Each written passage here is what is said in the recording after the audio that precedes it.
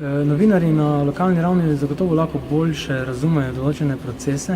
To je pokazala tudi ta zgodba, kjer je ravno to poznavanje teh ozadij pripomoglo, da smo lahko tako v Vestniku kot Večeru iz tedna v teden bralce seznanjali z novimi podrobnostmi glede tega posla. Težko bi pa povedal, da gre za neko splošno značilnost lokalnih medijev. Bolj verjetno na koncu prevaga angažma posameznega novinarja oziroma njegove redakcije.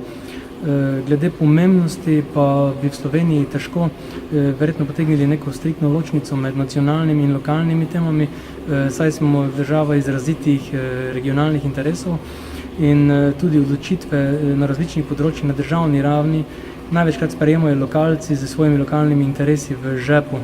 Zdaj, če bi pa nekako poenostavil, bi pa povedal, da je zagotovo pomembna vsaka zgodba, ki obravnava kakovost življenja ali porabo javnega denarja, pa ne glede na to, ali gre za veliko zgodbo iz Ljubljane ali zgodbo kmeta iz Prekmurja, saj njegova zgodba je ponavadi zgodba vseh, ki se soočajo z podobno težavo, teh pa je na tisoče.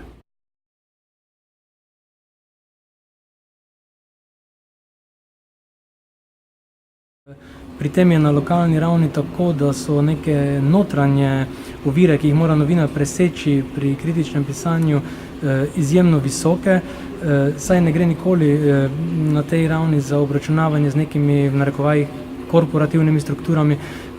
Vedno, tudi pri tej zgodbi, ko je šlo za ljudi, za katere bi lahko rekli, da imajo najvišje funkcije na regijski ravni, šlo je za več kot 20 županov, najbogatejšega Prekmurca, direktora vplivnega javnega podjetja.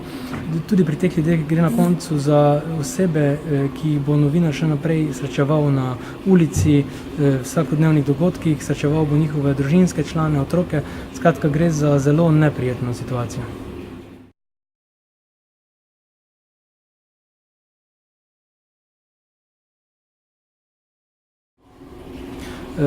Lahko povem, da sem pri tej zgodbi doživel daleč največji odziv bralcev pri mojem dosedanjem novinarskem delu. Našo držo in konsistentnost pri tej zgodbi so prepoznali kot pozitivno. Lahko bi celo povedal, da se je po tej zgodbi tudi povečalo število bralcev, ki se name obračajo s svojimi problemi kot na nekoga, ki si bo upal pisati o teh problemih. To jemljem kot pohvalo. Hkrati pa je treba biti zelo previden, saj zdaj marsikdo misli, da bom nekoga, po domače povedano, razpalil samo zato, ker njemu ni všeč.